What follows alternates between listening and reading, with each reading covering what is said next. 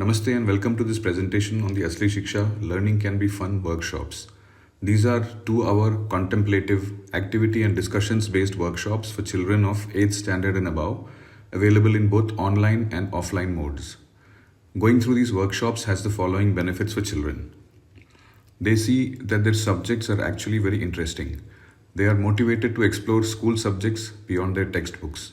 They understand that the difficulty with school subjects may not be their fault. They become good at an efficient, effortless way of self-learning that they can apply to any subject for the rest of their lives. Their self-confidence is strengthened by their ability to think and learn on their own. Let us look at physics can be fun in some detail to see how these workshops are structured. The workshop is divided into 2 parts. Part 1, which takes about an hour to go through, is to be completed by each student individually. It is made up of 4 sections. Watching a 3-minute video. The teacher's input is converted to learning for the student. Reading an extended essay. Doing a contemplative puzzle activity. And writing answers to questions on what they read. Part 2 is made up of an hour-long group discussion centered around what the students read in Part 1. The objective is to reflect and internalize what they just learned. The workshop is based on the lectures given by the great American scientist Richard P. Feynman. In 1965, at the age of 47, Feynman received the Nobel Prize in Physics for his work in quantum electrodynamics. The Feynman Lectures on Physics is a comprehensive physics textbook based on lectures presented by him to undergraduate students at Caltech from 1961 to 1964. The 3-volume book is renowned for its clarity, simplicity, and depth, making it an excellent introduction to physics for students and non-experts alike.